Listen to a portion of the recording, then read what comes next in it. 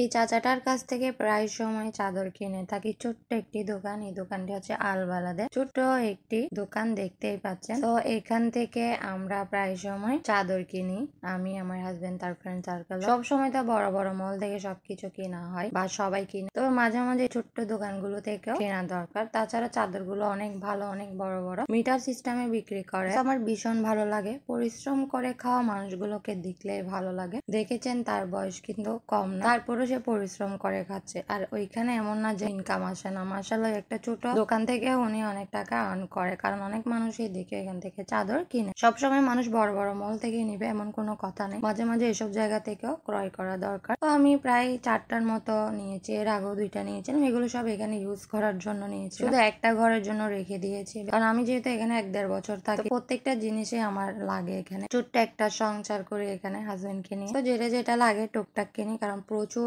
দাম এখানে প্রত্যেকটা জিনিস। তো আমরা এখান থেকে পরে চলে এসেছিলাম একটা শপিং মলে। এখানে আমার হাজবেন্ড অফিসিয়ালি কাজ ছিল। দেখতে পাচ্ছেন কি সুন্দর সুন্দর জিনিস, আর এগুলার প্রাইস টু মাচ। এখানের জন্য সস্তা হলো বাংলাদেশের প্রাইসের জন্য অনেক বেশি হয়ে পড়ে। এই শপিং মল গুলোতে বেশিরভাগই আসা হয় তার কোম্পানির জিনিসপাতি কেনার জন্য। তো আমিও আসি, আমিও পছন্দ করে দিই, কারণ তার অফিসে অনেক জিনিস লাগে, এখান থেকে সে অনেক জিনিসই কিনে। আমিও টুকটাক কিনে ফেলি, তবে এতটাই দাম থাকে আমার কিনতে ইচ্ছা করে না। আগে তো আমি এটা বুঝতাম না, মনে করতাম অনেক সস্তা, যারা বিদেশে থাকে তারা তো দেশে পাঠায় সবকিছু। আসলে যারা পাঠায় তারাই জানে জিনিসগুলো কতটা দাম।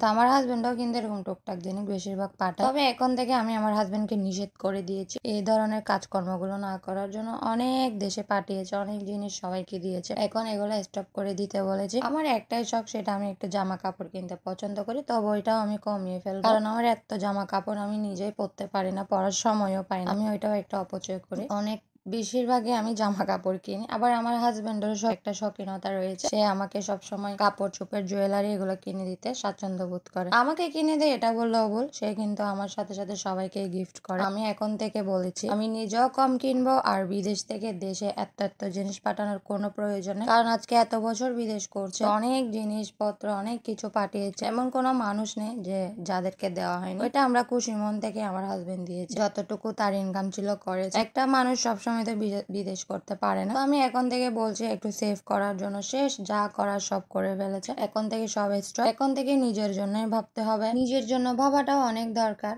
কারণ মানুষের হায়াত মত সব আল্লাহর হাতে। তো জীবন যতদিন চলবে ততদিন নিজের জন্য চিন্তা ভাবনা করতে হবে, কারণ নিজে যখন পড়ে যাবে, অসুস্থ হয়ে যাবে, তখন কেউই আসবে না। 1 দিন 2 দিন মানুষ খবর নিবে, তারপর ঠিকই সবাই ভুলে যাবে। এটাই বাস্তবতা, আর এটাই চিরন্তন সত্য।